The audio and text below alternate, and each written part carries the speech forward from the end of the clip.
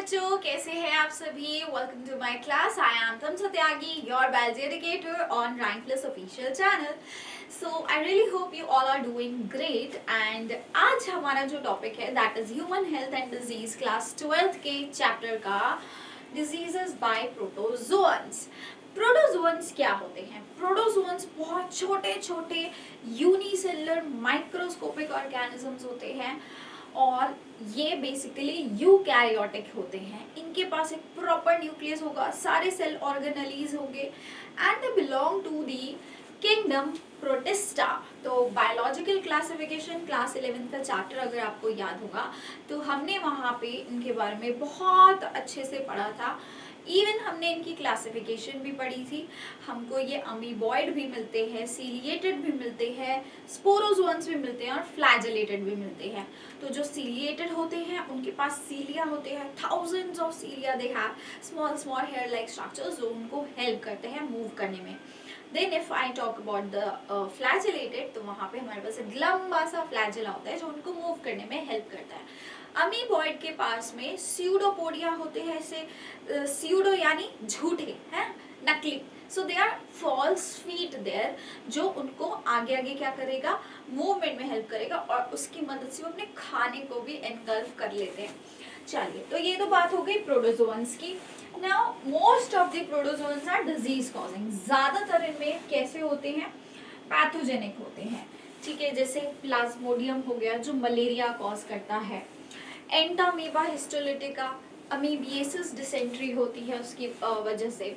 Then we have Trypanosoma, ठीक है, जिसकी वजह से क्या होती है, we have sleeping sickness, leishmania. तो ये सारे के सारे क्या हैं? These are all pathogenic protozoans. But in your NCERT we will be studying about two protozoans. The very first is the your plasmodium, जो कि क्या कॉज करता है? It causes malaria. It causes malaria. Whereas the second one, Plasmodium के अलावा हमारे पास कौन सा है यहाँ पे? Entamoeba histolytica. एंटामीबा हिस्टोलिटिका, ठीक है। ये क्या कॉज करता है students? It is responsible for causing your amoebic dysentery. ये क्या कॉज करता है? अमीबिक डिसेंट्री कॉज करता है। So now let's study one by one about both of them. ठीक है, अब हम एक एक करके दोनों के बारे में फटाफट से पढ़ लेते हैं। सो एंटामीबा एंड मलेरिया, दोनों के अमीबिएसिस और मलेरिया दोनों के बारे में हम लोग पढ़ेंगे। सबसे पहले let's talk about this Plasmodium. Students, Plasmodium की यहाँ पे बेसिकली कई सारी हमारी जो स्पीशीज देखने को मिलती है। So plasmodium is the genus and we have certain species. यहाँ पे कई स्पीशीज होती हैं इसकी। कौन कौन सी? We have plasmodium falciparum,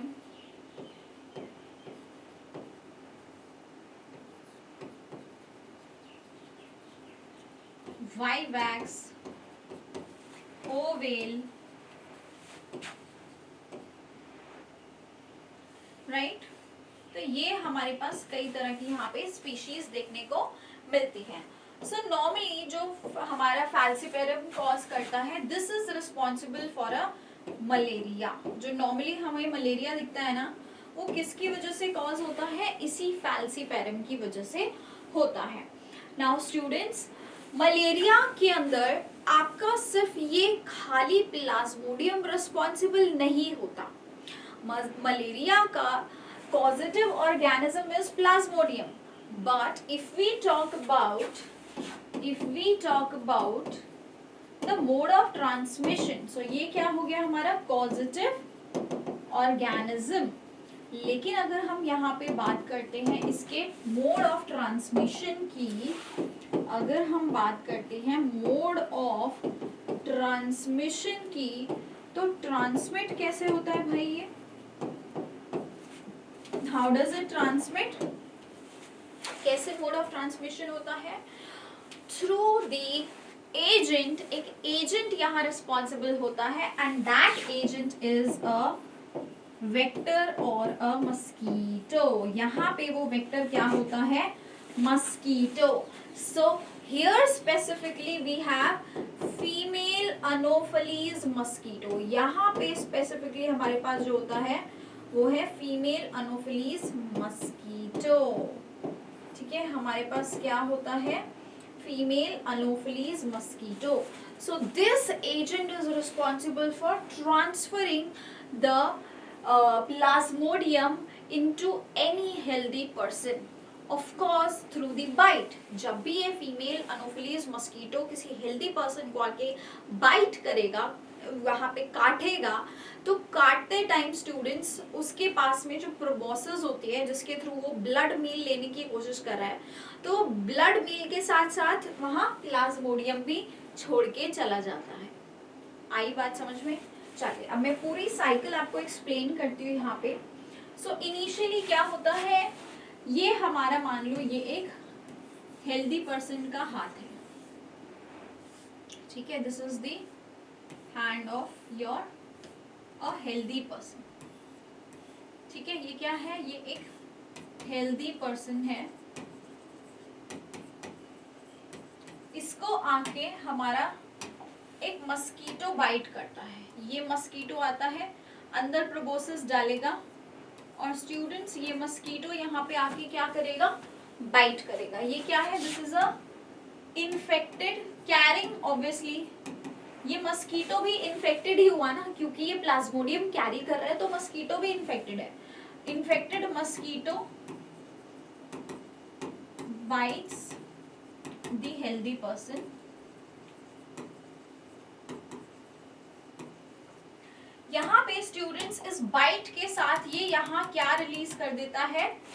the infective stage of Plasmodium which is known as sporozoite. ठीक है, रिलीजेस स्पोरोजोइट्स, जो कि क्या होती है? Infective stage of plasmodium.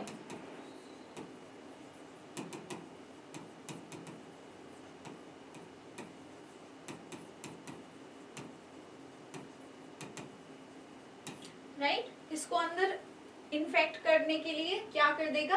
Plasmodium यहाँ रिलीज कर देगा during the while taking its blood meal, है ना, जब वो अपना ब्लड मील ले रहा होता है। राइट, इसके बाद में स्टूडेंट्स यहाँ पे नेक्स्ट स्टेप में अब ये सारे के सारे जो प्लाज्मोडियम है यानी स्पोरोजोइट्स हैं, they will travel through the blood. अब ये ब्लड के अंदर, ठीक है, यहाँ आपके ब्लड में आरबीसीज घूम रहे हैं, तो ऑब्वियसली ये क्या होगा? ये सारे स्पोरोजोइट्स जो हैं, इन्फेक्टिव स्टेज जो हैं, यहाँ पे हमारे सारे ब्लड में आ जाती है। ठीक है, now it infects the blood. So Plasmodium enters the blood. Blood में जाने के बाद वहां पे वो कहाँ पहुंच जाएगा students? It will reach our hepatocytes, that is the liver cells. ठीक है, कहाँ पहुंच जाता है? हमारे लिवर के अंदर। दिस इज अ लिवर, ये हमारा लिवर है।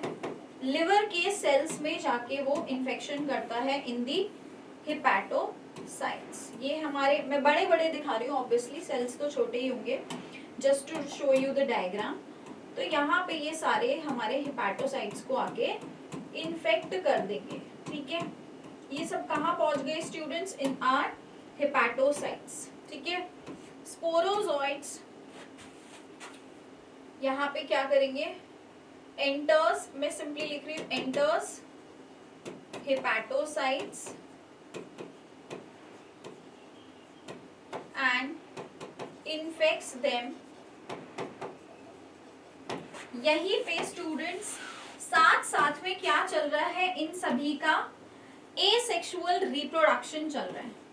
तो यहाँ पे एसेक्सुअल रिप्रोडक्शन होता है, यानी कि फिजन हो रहा है, फिजन होगा, and it leads to bursting of these hepatocytes. ठीक है, इसकी वजह से ये हेपेटोसाइट्स क्या हो जाते हैं बच्चे? ये इस तरह से बर्स्ट हो जाते हैं और यहाँ से आपके ये फिर से प्लाज्मोडियम बाहर निकल जाएंगे। ठीक है, तो यहाँ क्या हुआ, हेपेटोसाइट्स बर्स्ट, राइट। हेपेटोसाइट्स के बर्स्ट होने के बाद में नेक्स्ट स्टेप में आप ये कहाँ एंटर कर जाते हैं, इन दी आरबीसी। अब ये हमारे आरबीसी में एंटर कर दें। अगेन आरबीसी के अंदर एंटर्स आरबीसी, वहां पर भी ये क्या करेंगे, रिप्रोड्यूसेस एसेक्सुअली एंड फिजन होता है, जिसकी वजह से क्या होगा, ये आरबीसी भी बर्स्ट हो जाएंगे। अगेन आरबीसी ऑल्सो बर्स्ट, ठीक है। अब आरबीसी भी बर्स्ट हो जाएगा और फिर से ये यहाँ से भी बाहर निकल जाएंगे। आरबीसी बर्स्ट एंड फिर से ये क्या हो जाएंगे, यहाँ से बाहर निकल जाएंगे। अब ये थोड़े गैमेटोसाइट्स में कन्वर्ट हो चुके हैं, they have converted into the, धीरे धीरे गैमेटोसाइट्स में बदलने लगेंगे। नाउ ड्यूरिंग दिस टाइम जहां पे स्टूडेंट्स आपके क्या हुए हैं, आरबीसी बर्स्ट हुआ है, इस समय पे एक चीज और होती है, क्या, there is the release of a chemical known as haemozoin from RBC,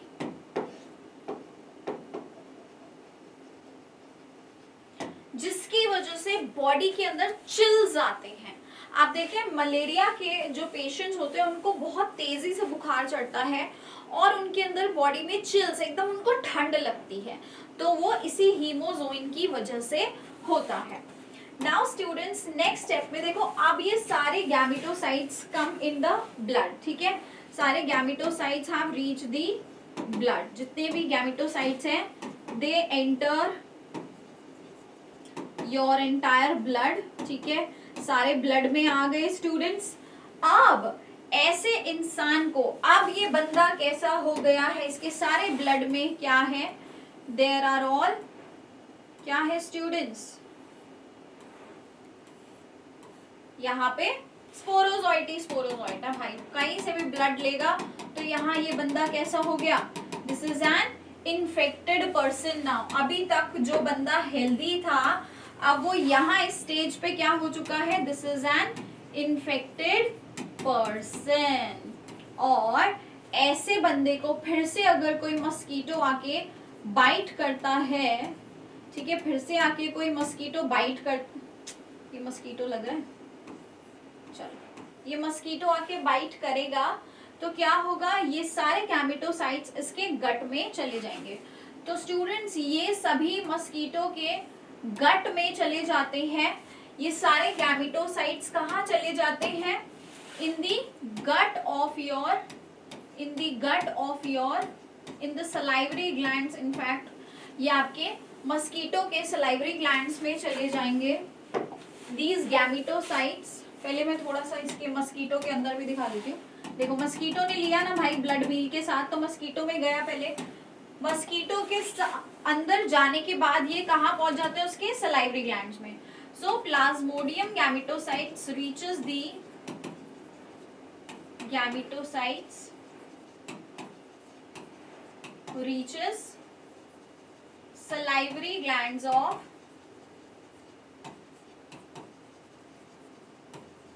किसके सलाइवरी ग्लैंड्स में, मस्कीटो के सलाइवरी ग्लैंड्स में, ठीक है, ऑफ अनोफिलीज। एंड धीरे धीरे दे रीचेस देयर गट, जहां पे जाके वो फिर से सेक्सुअली रिप्रोड्यूस करते हैं। यहाँ पे ये क्या करेंगे, दे रीचेस द गट, ठीक है, जहां पे दे रिप्रोड्यूस सेक्सुअली, यानी जितने भी मेल और फीमेल गैमेटोसाइट्स थे अब वो दोबारा से क्या बना देंगे, दे विल रिप्रोड्यूस। एंड फिर से स्टूडेंट्स उनके अंदर स्पोरोजोइट स्टेज तैयार हो जाती है, यानी एक इन्फेक्टिव स्टेज तैयार हो जाती है। फिर से अगर ये मस्कीटो किसी और हेल्दी पर्सन को बाइट करेगा, फिर से यही कहानी जो है आपकी रिपीट होती हुई चली जाएगी। आया सबको समझ में? So this is the life cycle of Plasmodium, this is the life cycle of Plasmodium. तो स्टूडेंट्स आपने यहाँ पे एक चीज नोटिस करी क्या कि during this life cycle of Plasmodium यहाँ पे क्या हो रहा है ना, प्लाज्मोडियम की इस लाइफ साइकिल के दौरान इसका काम सिर्फ खाली आपके एक होस्ट से नहीं चल रहा, मतलब खाली ह्यूमन बीइंग से उसका काम नहीं चल रहा, उसको एक्चुअल में 2 होस्ट चाहिए, उसको मस्कीटो भी चाहिए, उसको ह्यूमन बीइंग भी चाहिए। इसीलिए स्टूडेंट्स ये बोला जाता है कि Plasmodium requires 2 parasites, sorry 2 host, requires 2 host. ठीक है, इसको 2 होस्ट की रिक्वायरमेंट होती है, hence it is known as digenic parasite. इसको हम डाइजेनिक पैरासाइट कहते हैं क्योंकि इसको 2 होस्ट की रिक्वायरमेंट होती है, डाइजेनिक। कौन कौन से? पहला होस्ट, फर्स्ट होस्ट कौन सा होता है? ह्यूमन बीइंग, जहां पे ये कैसे रिप्रोड्यूस करेगा बच्चे, वहां पे ये उनके आरबीसीज और हिपैटोसाइट्स के अंदर एसेक्सुअली रिप्रोड्यूस करता है। ठीक है, रिप्रोड्यूसेस एसेक्सुअली, राइट, कैसे? एसेक्सुअली रिप्रोड्यूस करता है। और दूसरा हमारा क्या हो गया? मस्कीटो हो गया। मस्कीटो दैट इज, पूरा लिख देती हूँ, फीमेल अनोफिलीज मस्कीटो, जहां पे वो कैसे रिप्रोड्यूस करता है? They reproduce sexually. ठीक है, reproduces sexually.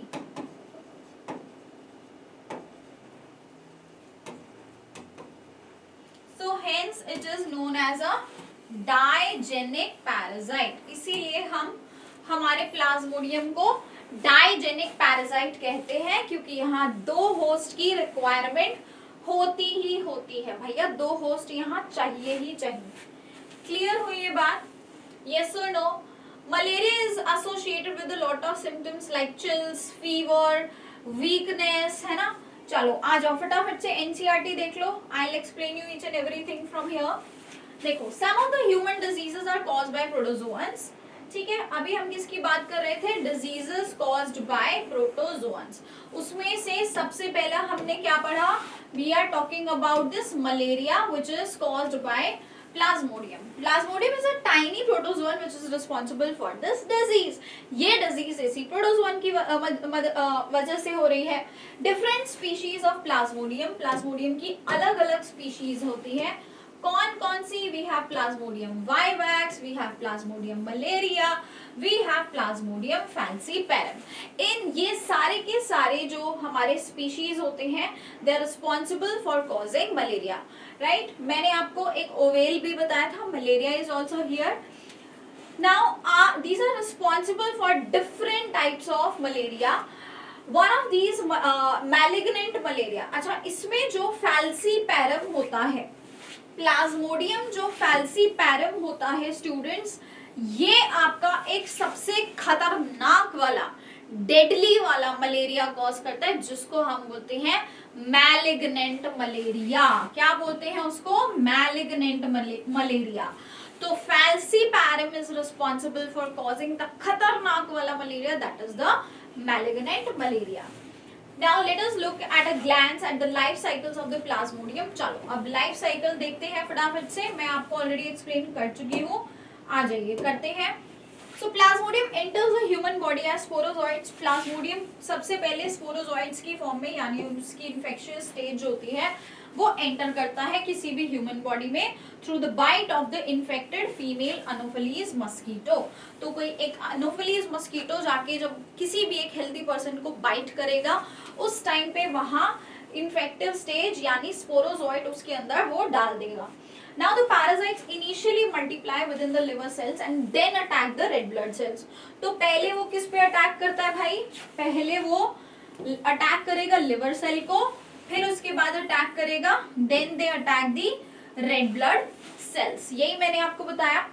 Resulting in their rupture, जिसकी वजह से दोनों क्या हो जाएंगे भैया, रप्चर हो जाएंगे. Now the rupture of RBCs is associated with the release of a toxic substance.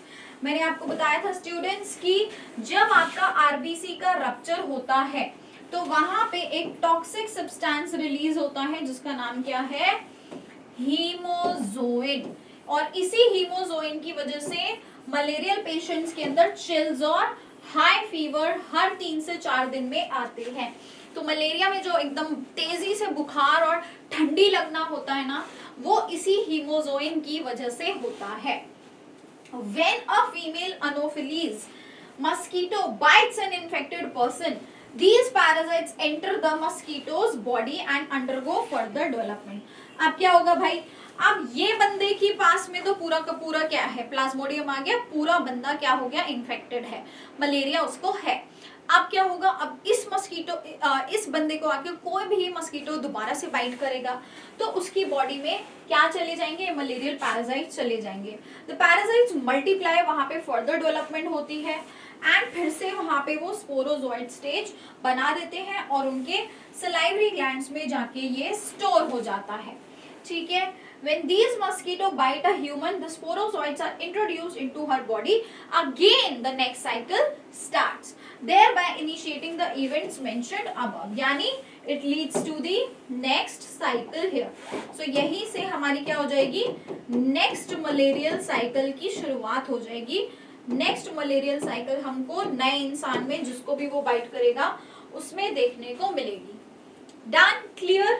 चलिए अब आते हैं स्टूडेंट्स, एंड मैंने आपको जैसे कि बताया कि it is interesting see to note that malarial parasite requires two host, that is humans and mosquito, to complete its life cycle, right. इसीलिए हम इसको डाइजेनिक पैरासाइट कहते हैं. ये देख लो सेम साइकिल है, वी कैन सी मस्कीटो पहले बाइट किया, यहाँ पे स्पोरोजोइट अंदर डाला, लिवर में पहुंचा, लिवर के सेल्स बर्स्ट हुए, फिर उसके बाद स्टूडेंट्स हमारे और एसेक्सुअली वहां पे रिप्रोड्यूस करता है, फिर ब्लड सेल्स आरबीसी में पहुंचेगा, आरबीसी बर्स्ट होंगे, फिर उसके बाद ये सारे के सारे गेमेटोसाइट्स हमारे ब्लड में आ जाते हैं और फिर दोबारा से कोई और मस्कीटो इसको काटने आएगा तो उसके साथ साथ ब्लड मील में ये स्पोरोजोइड उसके अंदर चले जाएंगे एंड धीरे धीरे वो वहां पे जाके फर्टिलाइजेशन करते हैं उनके गट में और फिर उनके सलाइवरी ग्लैंड्स में फिर से स्पोरोजोइड स्टेज में स्टोर हो जाते हैं. अब यही दोबारा किसी और नॉर्मल ह्यूमन हेल्दी पर्सन को काटेगा, फिर से वही साइकिल रिपीट हो जाएगी. डन? क्लियर? चलिए अब आ जाते हैं हम नेक्स्ट हमारी जो डिजीज है, that is amoebiasis. Let's talk about amoebiasis. All right.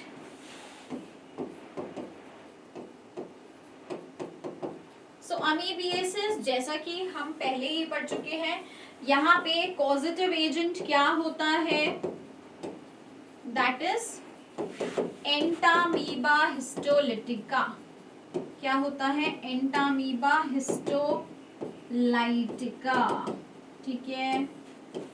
Next students, ये इसका मोड ऑफ ट्रांसमिशन क्या होता है, कैसे किसी भी इंसान को ये होता है, तो बेटा ये होता है आपके कंटामिनेटेड फूड एंड वाटर से. कंटामिनेटेड फूड एंड वाटर से ये होता है. मतलब यहाँ पे जो एंटामीबा हिस्टोलिटिका जो होता है वो कैसे आ जाता है, अगर आपका कोई खाना जो एंटामीबा के एग्स जिसमें आ गए, फॉर एग्जांपल पानी ऑलरेडी ऐसा गंदा था जिसमें इसके एग्स आ गए कहीं से, उसकी वजह से अगर ये कंटामिनेट हो जाता है, ठीक है, then this is responsible for causing your Entamoeba histolytica. Now students, amoebiasis dysentery के अंदर आपके क्या क्या सिम्टम्स देखने को मिलते हैं. यहाँ पे होता है बहुत ही ज्यादा पेट में दर्द, ठीक है, एब्डोमेन में क्रैम्प्स जैसे होते हैं, एब्डोमिनल क्रैम्प्स होते हैं. क्रैम्पिंग का मतलब होता है जहां आपकी मसल्स भी खिंचती हैं. क्रैम्प्स, लड़कियों से बेटर क्रैम्प्स का पेन कौन ही जानता है, हर महीने झेलती है ना, तो वैसी क्रैम्पिंग यहाँ होती है. साथ साथ में यहाँ डायरिया होता है ना, डायरिया होता है एंड जो आपका स्टूल्स आते हैं उसमें कई बार ब्लड और म्यूकस भी रिलीज हो जाता है. तो stools with blood and mucus, loss of appetite, भूख ना लगना, भूख तो क्या ही लगेगी ऐसे में, वीकनेस आ जाएगी, ठीक है। तो ये सारी चीजें हमको जो है क्या होती है हमारे अमीबिएसिस में देखने को मिलती है, राइट। चलिए देखो एनसीईआरटी में फटाफट से मार्क कर लेना। So see entamoeba histolytica is a parasite that और बेसिकली अफेक्ट किसको कर रहा है, हमारी इंटेस्टाइन, बड़ी आंत को ये क्या करता है, इन्फेक्ट करता है, entamoeba histolytica, and it is basically your amoebiasis, या इसको हम अमीबिक डिसेंट्री भी कहते हैं, दोनों नाम से हम इनको जानते हैं। बच्चे यहाँ पे मैंने क्या बताया, क्या सिम्टम्स दिखते हैं, या तो हमें एकदम कॉन्स्टिपेशन हो जाएगा कि बिल्कुल स्टूल्स पास ही नहीं करेंगे, या कभी कभी डायरिया हो जाता है, एब्डोमिनल पेन होगा, क्रैम्प्स होंगे, स्टूल्स के अंदर आपके एक्सेस में म्यूकस होगा, ब्लड क्लॉट्स होंगे, राइट। अब वो कंटैमिनेशन जो है आपका खाना वहां पे कंटैमिनेट होता कैसे है, देखो उस कंटैमिनेशन के लिए कौन सबसे ज्यादा रिस्पॉन्सिबल होती है, again there is a vector. तो मोड ऑफ ट्रांसमिशन यहाँ पे किसके थ्रू हो रहा है, योर वेक्टर और agent, that is your housefly. ये जो मक्खियां होती है, आप कभी देखते हैं यार मक्खियां जब भी खाने पे आती है तो ध्यान से कभी देखोगे, they excrete something there, and यार वो इतनी जगह पे बैठती है अपने साथ, पता नहीं कितने वायरसेस, बैक्टीरिया, प्रोटोजोआ, पता नहीं क्या क्या लेके घूमती हैं। तो मक्खियों से हमेशा अपने खाने को बचाना चाहिए, है ना। इनकी faeces they carry and serve to transmit the parasite from the faeces, यही मैंने बोला कि वो फीसेस के थ्रू पैरासाइट्स को ट्रांसमिट करती है, and hence contaminating our food. So basically we are eating the contaminated food and water which is being infected with the your entamoeba histolytica, thereby contaminating them. Drinking water and food contaminated by the fecal matter are also the main sources of infection. So यहाँ पे fecal matter is also responsible for the causing this disease, right। अब बच्चे देखो, हम ठीक है, हमको पता है कि खाना गंदा होता है इसकी वजह से, तो अब हम इसको प्रिवेंट कैसे कर सकते हैं, प्रिवेंटिव मेजर्स क्या है। So in the case of your entamoeba histolytica, इसको प्रिवेंट करने का है कि यार मक्खी को ना आने दो, तो उसके लिए हमको क्या है, हमारा खाना कवर्ड होना चाहिए, हमको अनकवर्ड फूड नहीं खाना चाहिए, साफ पानी से धुले हुए खाना खाना चाहिए, बर्तन जो हमारे होते हैं फ्रेश, उनको क्लीन करके वाइप करके अच्छी जगह स्टोर करो जहां मक्खी मच्छर कुछ नहीं आ रहा। तो ऐसे अगर हम प्रिकॉशंस लेंगे, हमारा हेल्दी खाना खाएंगे, मतलब हम देखते हैं ना यार, कहीं जा रहे होते हैं ऐसे स्ट्रीट्स पे, आप लोग लग जाते हैं मोमोज खाने, पीछे वही सब्जी काट रहे हैं, वही बंद गोभी कट रही है, वही मक्खियां घूम रही है, वही नाली का पानी जा रहा है, पर लगे हुए हैं लाल चटनी के साथ, हाँ, तो वो नहीं करना है हमें, राइट। और at the same time malaria की अगर बात करें तो मलेरिया के प्रिवेंटिव मेजर्स क्या होते हैं स्टूडेंट्स, मलेरिया को हम इजीली प्रिवेंट कर सकते हैं बाय यूजिंग, घर में बहुत सारे अलग अलग मस्कीटो प्रिवेंशन मशीन्स आती हैं आपके, देन कॉइल्स आते हैं और स्प्रेज आते हैं, ऑल्दो दीज आर हार्मफुल। तो आपको क्या करना चाहिए, आप स्प्रे करके रूम को थोड़ी देर बंद करके छोड़ दो, and then open the door for some time, right, ताकि वहां से वो सारा उसका जो केमिकल्स है, वो फ्यूम्स है, वो चले जाए। उसके बाद then enter inside the room when somebody is present there, तब कभी भी नहीं करना चाहिए फ्यूमिगेशन, उससे the chances are there that people can inhale it and it's obviously toxic, right, and specially if there are kids at home. Then इसके अलावा students आप अपने जो विंडोज़ होती हैं उनमें मैश वाली कवरिंग्स लगवा सकते हैं, डोर्स पे लगवा सकते हैं, और स्टैग्नेंट वाटर को अवॉइड करें, गंबूशिया फिश एक तरीका होता है। सो ये सारे तरीके होते हैं जिससे आप मलेरिया को भी प्रिवेंट कर सकते हो। So malaria prevention means basically we have to avoid mosquitoes, right. चलिए, सो आज का टॉपिक यहाँ एंड होता है, and we'll be meeting in the next class, and yes, happy Rakshabandhan to everyone, bye bye.